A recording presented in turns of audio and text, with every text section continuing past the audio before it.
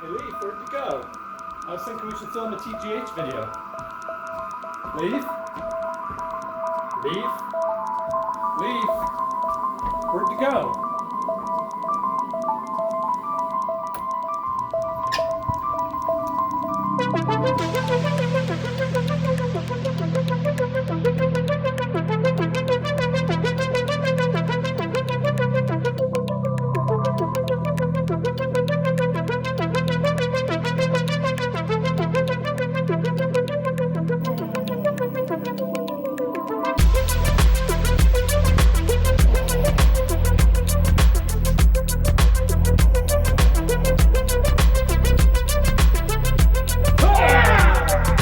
Happy Halloween, everybody!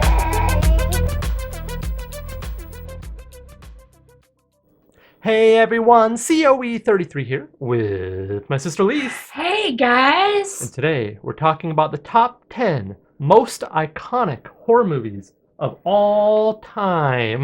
Wow! Now, that's quite a task. So, we have a pretty large DVD, Blu-ray, 4K, VHS we collection. sure do. We've accumulated a lot of horror movies over the years. So, we're going to be sharing our physical media copies of what we consider to be the most iconic horror movies. So, is this the best horror movies of all time? No. Is this our favorite horror movies of all time? No. Are these going to be your choices for most iconic horror movies of all time? Nope. Your list will probably differ, and we want to hear about it, of course, in the comment section below. Doink! But after going through our collection, this is what we consider to be that when you think of horror movies and you go throughout the decades, you think of what are the most iconic horror movies? What are the ones that have withstood the test of time and have created a legacy for themselves? Maybe it's scared the crud out of you. Yeah. Speaking of being scared, I came in here earlier looking for you. I had quite the little fright. You wouldn't believe it, even if I told you.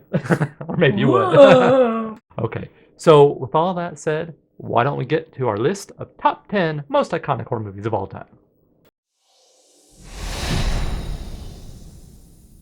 All right, we're going to do these in chronological order. So we're going to start with our first movie here. That's actually our only pre-code movie on the list. Wow. And that is, of course, Boris Karloff in Frankenstein. And now we have this nice glow-in-the-dark slipcover that we picked up a few years ago at Walmart. And it's got some nice special features on it. And these are just really cool. We have a bunch of these glow-in-the-dark covers, and I quite enjoy them. Me too. Now, of course, a lot of these movies from Universal, the 1930s and 40s horror movies could be considered icons. There's, Dracula, Wolfman, Invisible Man, all these movies. But if I had to pick one, it would be Boris Karloff in Frankenstein. Of course, he plays Frankenstein's monster, and he has this incredible makeup by Jack Pierce. Really good direction by James Whale. And this is just a great movie that draws inspiration from a lot of the Impressionist German movies, Dr. Caligari and Golem and Nosferatu. And you can see it in the art direction. And it's such a iconic movie that really has withstood the test of time. And this is a fun one to watch even now, huh? Uh-huh. It holds up. So if you haven't seen Frankenstein, we definitely recommend it.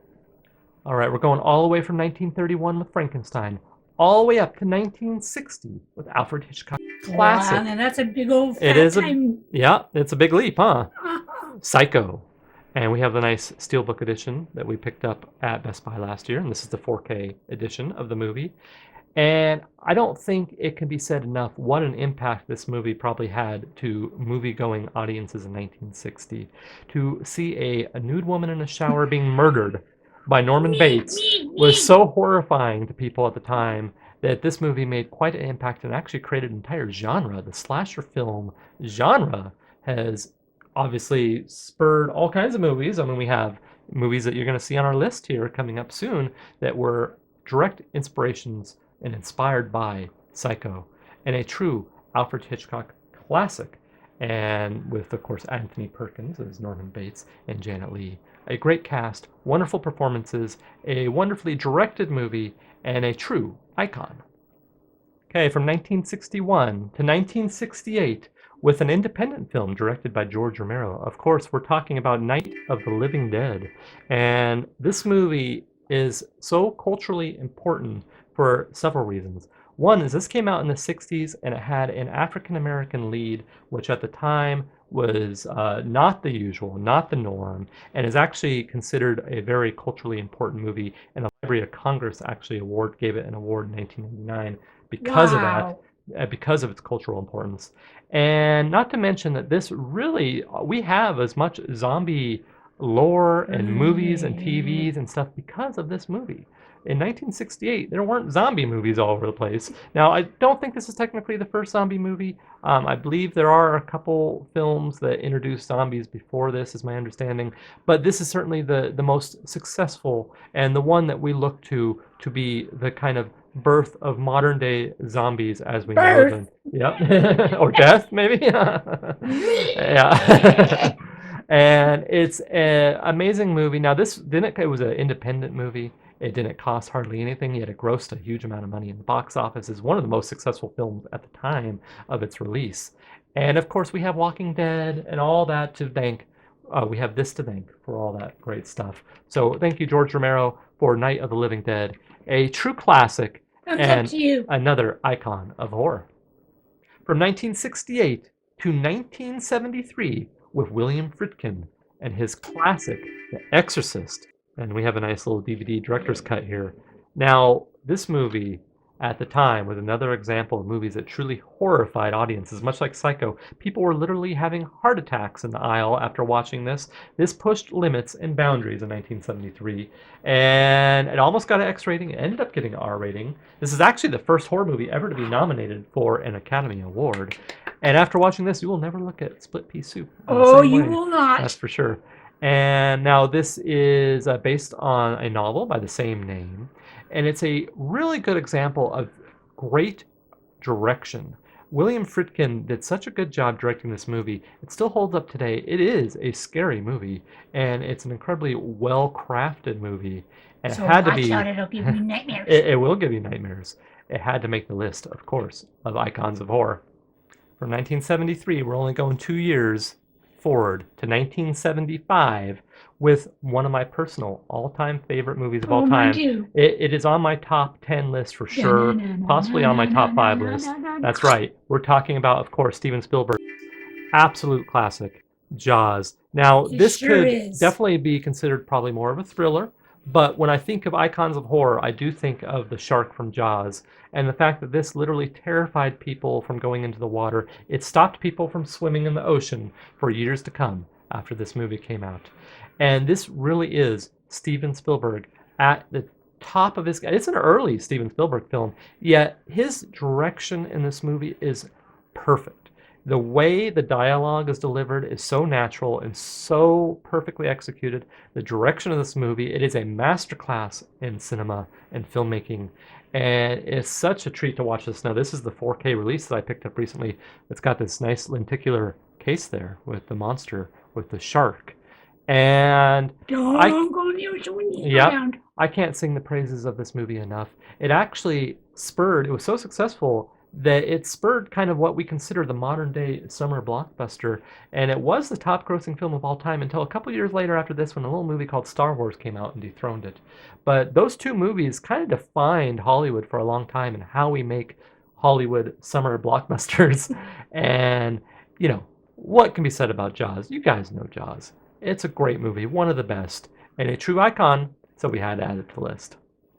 Moving forward to 1978, we have another seminal movie within the slasher genre. A movie directly inspired, of course, by Psycho, which we talked about earlier, and from my favorite director, John Carpenter. Now, this is technically Halloween 2, so what we're going to do is we're going to go boop. We're talking about the original Halloween here, not Halloween 2. And I looked through our collection. I could not find a physical copy of Halloween, so we got to remedy that. I actually We sure bookmarked do. a 4K collector's edition on Amazon, so I'm going to have to pick that up soon because you got to have Halloween. It's one of the great classics. And Halloween is an early John Carpenter film. It was one of the most successful independent films of all time when it came out. And her first role for Jamie Lee Curtis. That was her debut. Yeah, she's is that your scream queen? Okay. She is considered one of the great scream queens, of course. And it created an icon in Michael Myers. So that's why this had to make the list, because Michael Myers is one of those truly terrifying. Is he a human? Is he supernatural? What's his motivation? Does he have any or does he not? What makes this man tick? And I think the fact that he doesn't have any motivation and he just goes around killing is one of the things that makes him so terrifying. And Does this he really chase after little children he does on Halloween. on Halloween Eve? And John Carpenter, of course, is a true legend. As I said, he is my favorite director. I love John Carpenter films, and he did it right with Halloween. And it really kind of took his career and skyrocketed it. And of course, we have so many great movies that could be on this list that I had to control myself and not put all John Carpenter movies on this list because, of course, there's movies like The Thing and all kinds of great Carpenter. Yeah, exactly. That's right. But we're talking about the original Halloween, another great movie and a true icon. Moving 1 year forward with one of my all-time favorite movies, one of the most personally important movies to me and my history with cinema, and that is 1979's Alien, directed by Ridley Scott. Now, a little backstory on this.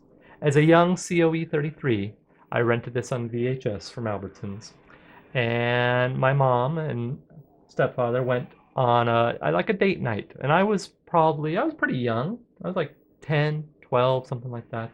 And I went upstairs and turned off all the lights, put the VHS of Alien into the TV, and I watched this alone.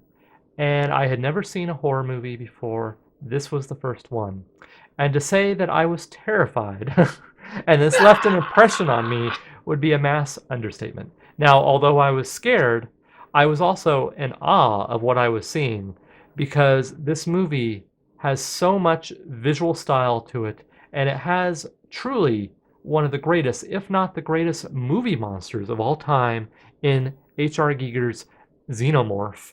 And it's a movie monster that I have a lot of passion for to this day. And I actually have an entire shelf. Let's see if you can see it. See right there. That entire shelf is Alien and Predator stuff. That's how much I love this franchise, this series. And it all started with 1979's Alien, and a true classic and considered a slasher in space at the time, and one of my top favorite movies of all time.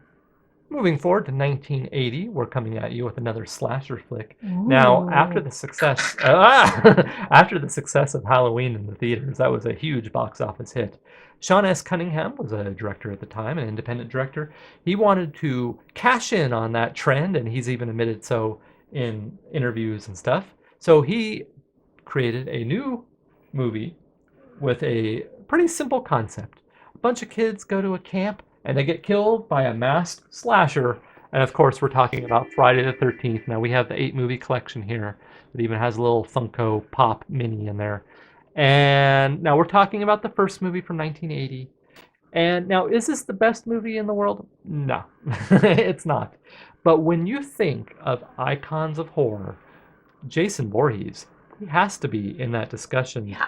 The imagery of him in the hockey mask, and by the way, in the first one, he doesn't even have the hockey mask. It's not until later in the franchise that he even has the iconic hockey mask. But still, the roots are from the 1980 Friday the 13th film and Jason Voorhees. And this was another massive hit. And so much so that we have a whole bunch of them, and they're still pumping them out to this day. Friday the 13th, a true icon of horror, and a lot of fun to watch.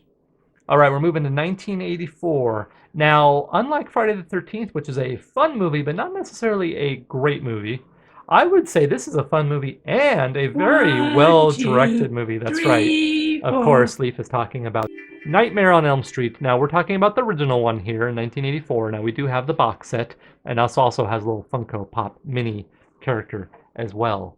Now, this first movie was another very successful horror movie at the time. It cost around $1 million to make, and it grossed just under $60 million, so it was definitely a success. And this is Johnny Depp's film debut, so that's pretty cool. Yeah. And of course, Wes Craven, a very competent director. He has such a great eye. And I actually really enjoy Wes Craven's, a lot of his movies, because he's got such a good feel for horror and a real good visual style. And this movie sure doesn't. It give me the creeps. Yep. This one's, it was scary, huh? This movie visually is such a treat to watch. Solid direction by Wes Craven.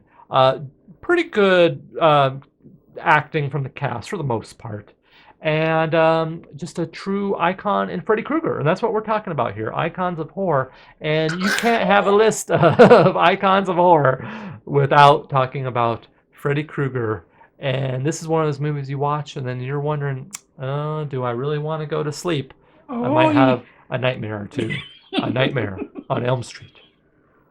Moving to 1991. Now, this movie I would actually categorize more of a suspense thriller, but there's a little caveat there. The main antagonist in this movie has become a true icon of horror over the years, and he has spawned many sequels. So I'm going to add it to this list. And we're talking about 1991's Academy Award Best Picture winner, The Silence of the Lambs. Now, we have this beautiful Criterion release, the Blu-ray, and Criterion always does such wonderful work with the releases. The transfer on this is absolutely incredible. The special features, the sound, everything about this.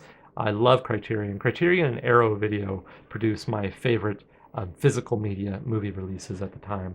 And this movie, of course, directed by Jonathan Demme, starring the one and only Anthony Hopkins as Hannibal Lecter.